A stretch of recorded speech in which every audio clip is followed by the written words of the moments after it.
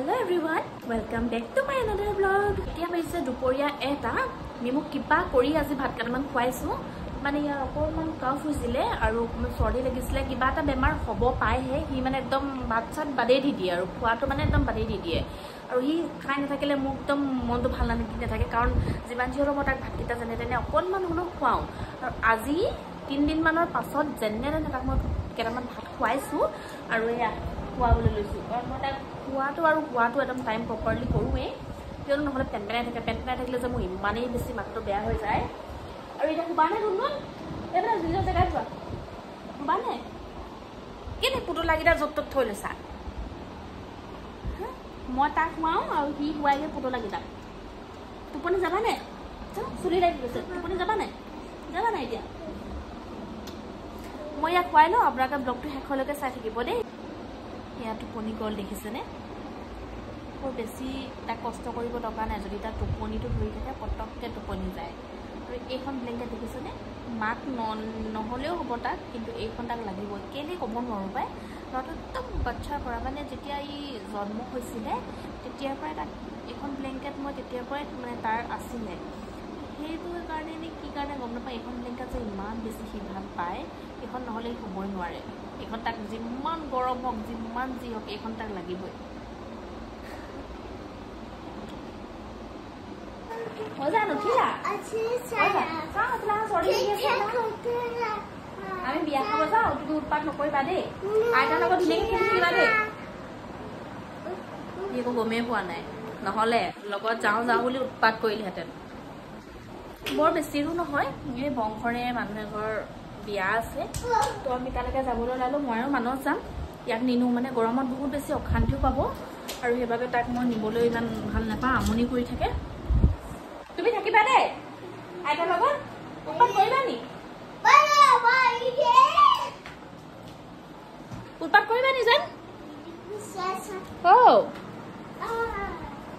তুমি খেলি থাকিবা দেই যেন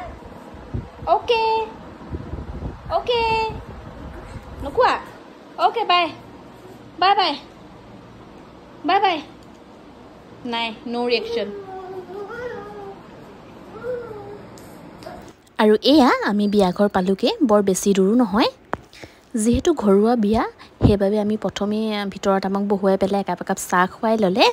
যিহেতু বহুত বেছি গৰম আছিলে সেইবাবে অকণমান ভিতৰত ঠাণ্ডা হৈ ল'লোঁ তাৰ পাছতহে আমি পেণ্ডেলৰ ভিতৰত বহিছোঁগৈ আৰু সেয়া কইনা খুবেই অকণমানি আৰু সেয়া তাই ধুনীয়াকৈ বহি আছে আৰু তাই ফ্ৰেণ্ডছবিলাকৰ লগত চেলফি মৰাত পূৰা ব্যস্ত হৈ আছে দেখিবলৈ খুব মৰম লাগিছিলে কইনাজনীক আৰু এয়া আমিও বহি আছোঁ ধুনীয়াকৈ পেণ্ডেলৰ ভিতৰত বহুত বেছি মানুহ হৈছিল যিহেতু সেইদিনাখন বহুত বেছি গৰমো আছিল সেইবাবে একদম মানে বহুত দেৰি নকৰিলোঁ আমি কি কৰিলা জান এইবোৰ তুমি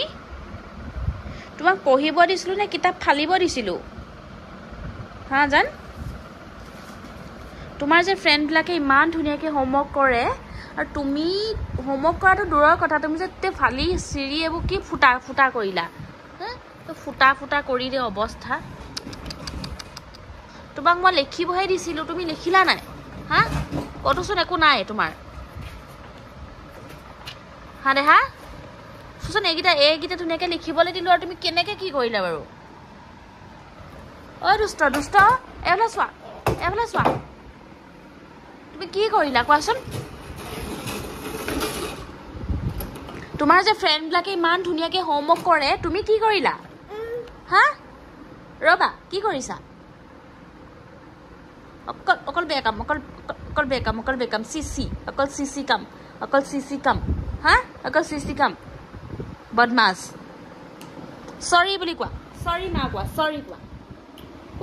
চুম এটা দিয়া সেইটো হ'লে জানে মাকক তেলিয়াবলৈ খুব জানে বদমাছ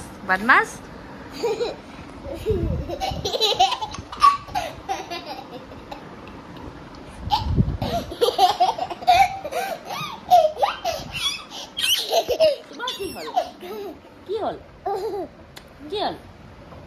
কেলে ইমান কচু গুটি